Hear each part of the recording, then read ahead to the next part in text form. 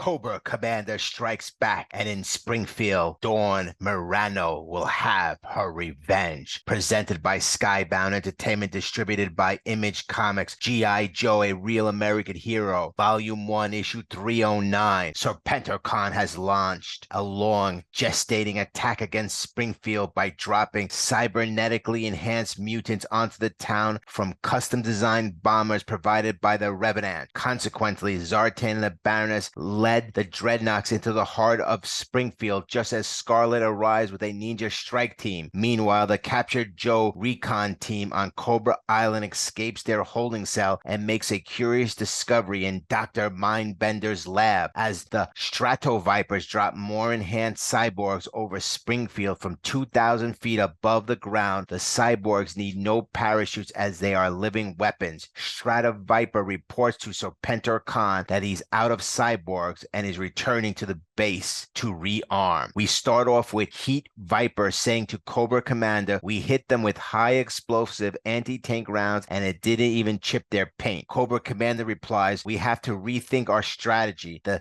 zombified alley Viper comments, "Strategy ain't gonna save you, Snake Honcho," while a zombified Cobra Trooper adds, "You're all meat." Cobra Commander orders, "Reload with armor-piercing rounds and aim for the center of mass." As the Cobra Island contingent explains to Cobra Commander that their armor will not help because the zombies have breastplates made of moly steel laments and rib cages of titanium. A stick commander jumps out and asks, "What's going on?" The Frag Viper commander orders his troops to stop laughing and eradicate the enemy. As the Heat Vipers switch to armor-piercing rounds, Cobra Commander realizes the enemies are too close and orders them to bypass the internal fuses and switch to contact ignition. Just then, the zombified Cobra shoots down the Heat Vipers. Battle armor Cobra Commander realizes he has to catch the armor-piercing rounds before they hit the ground, but he cannot do it in time. Explosions erupt all around him, leaving Cobra Commander seemingly trapped with no way out, even in his battle armor. The zombified Frag Viper mocks him, saying, "Outstanding, you've got the head of the snake himself to self-destruct." "Not quite." Battle armor Cobra Commander replies, "You seem to have underestimated the efficiency of my battle armor. Thanks for alerting me to the futility of aiming at your chest." He then hurls the armor-piercing bombs at the heads of the zombified Cobra troopers and Alley Viper, taking them out of the fight. As Cobra Commander leaps to attack the Frag Viper, he knows that the vision ports degrade the structural integrity of the helmets, so he aims for the heads. The zombified Frag Viper commander tries to flee as Cobra Commander shouts, "Come back here, I'm not finished with you." The Cobra troops, impressed by their leader's decisive action, watch as one soldier exclaims, "He just showed us how to take down the cyborg." Armor-piercing rounds to the head. As the Crimson Guards and the other Cobra soldiers rally around him, they chant, "Let's hear it for the commander. All hail Cobra Commander." As Baroness climbs out of the semi-truck, Zartan warns her to get down because there's going to be ammunition coming from the Hiss tanks. Zartan then commands Thrasher, "Get that Thunder Machine out of the trailer and spray some 20 MMs downrange." The Thunder Machine roars to life, spraying bullets everywhere. The Thunder Machine takes out the Hiss tanks, prompting Zartan to exclaim, "This was supposed to be a recon in force. We're not prepared for extended firefight." Road Pig chimes in, "Dreadnoks are always ready to bring violence to all and sundry." Just then, Zartan warns, "Heads up, we've got more company." Road Pig revs up his hog, wielding his modified sledgehammer, and quips, "What a particularly repugnant and mishappen example of mutated trash. I shall have to improve its hideous appearance." Road Pig decapitates a Cobra soldier, saying, "By the judicious removal of its most loathsome appendage." As two more soldiers approach, the Thunder Machine cuts one in half while Buzzer uses his chainsaw to mutilate the other cyborg. Although Zartan is technically supposed to be allied with Serpentor Khan and his mutated Cobra soldiers, Baroness clarifies, "The Borgs aren't discriminating. It's open season on anything that isn't mutated and enhanced." Zartan and the Dreadnoks have now aligned themselves with Mars Industry. Downtown Springfield, led by Scarlett and a ninja clan including Snake Eyes, Jinx, Dawn Morano, and Storm Shadow. They witness first responders panicking and colliding with zombified Cobra troops falling from the air. Scarlett sees a cop trapped in a cruiser, and Jinx says the door is jammed. Scarlett, the officer trapped inside the vehicle, says, "Oh my God, you're Dawn Morano. I swear I didn't mean it. She was reaching into the glove compartment and I thought." Dawn replies, "You're the one who shot my parents, or at least the one who first fired." Storm Shadow intervenes. "You don't want to go down that road, Dawn. Take it from someone who's been there." Snake Eyes tries to get the cop out, but with gunfire getting closer, they know they must continue the mission. Suddenly, a range Viper loyal to Serpentor Khan comes crashing in, targeting anything holding a weapon. They quickly cut off the weapon first, then aim for the head. But just as they finish, more reinforcements arrive, led by a laser Viper. As Storm Shadow says, "Too many, we need to strategically relocate." They decided to fall back while Snake Eyes throws a smoke bomb to cover their retreat. Just then, Dawn Morano passes the officer who shot her parents. The officer, trapped and desperate, pleads, "If you're going to kill me, just do it. Don't leave me here to burn." Scarlett warns, "Don't do anything. You're going to regret, Dawn." As bullets from the zombified enhanced Cobra cyborgs rain down on the ninjas, Storm Shadow commands, "Stay together, but mind your intervals." Back on Cobra Island, Wetsuit, Muskrat, Agent Helax, and Molto carry the frozen person while holding Doctor Mindbender at gunpoint. The Joes make their way towards the stashed getaway vehicle, ensuring their escape plan is set. As they head towards the raft, Doctor Mindbender threatens to eat their brains. The Joe recon team pushes on and eventually finds the raft ready to make their escape. At the Springfield Community Center, a Cobra trooper announces to Cobra Commander, "As you can see, your battle armor has turned the tide and is rallying our troops. It's making you look good." The real Cobra Commander responds, noting that the Crimson Guard is exceeding all expectations. However, Cobra Commander is not on the battlefield. Instead, a Crimson Guard has been put into the Cobra Commander battle armor. As all the unit commanders report in, they state, "Sustainable casualties. Morale is higher. The commander's example has galvanized the troops." This is the turning point. The real Cobra Commander responds, "The original plan is a go. All units engaging the cyborgs will execute a fighting withdrawal to lure the enemy out into the open at the high school soccer, football, and baseball fields. Without covering the cyborgs, will be sitting ducks. Cobra Commander has set a trap for the cyborgs. This is plan A. Fall back and lure the cyborgs into the trap." Back at Cobra Island, specifically the airfield, reports are coming in from all assault forces in Springfield, Ohio, and things don't look good. This is reported to Serpentor Khan. Serpentor Khan says, "The second stick commander is dropping the ball. Do I have to go there and direct this whole thing myself?" Serpentor Khan wants the stealth bombers reloaded, refueled, and equipped with more enhanced cyber Vipers. He declares, "I'm going to show them how it's done." At Springfield, Scarlett and the ninjas are moving through the cyborg zombies who suddenly start retreating. Storm Shadow says, "Something's going down. They had the advantage. There was no need for them to disengage." Jinx reports back, "The Cobras are retreating towards the high school and the cyborgs are chasing them." Snake Eyes asks, "Where is Dawn?" Scarlett replies, "We have to follow, observe, and report back to the pit. She must have gone back to deal with the cop." Storm Shadow then says, "We're going back for her." Dawn Morano returns to the cop who killed her parents. As he is burning alive, the officer sees someone and pleads, "Help, the fire is almost." He then realizes Dawn Morano and says, "You came back. Do it. Better that than burning. Do it." Dawn Morano stands there watching the officer burn. Next, presented by Skybound Entertainment, distributed by Image Comics, G.I. Joe, A Real American Hero, Volume 1, Issue 310.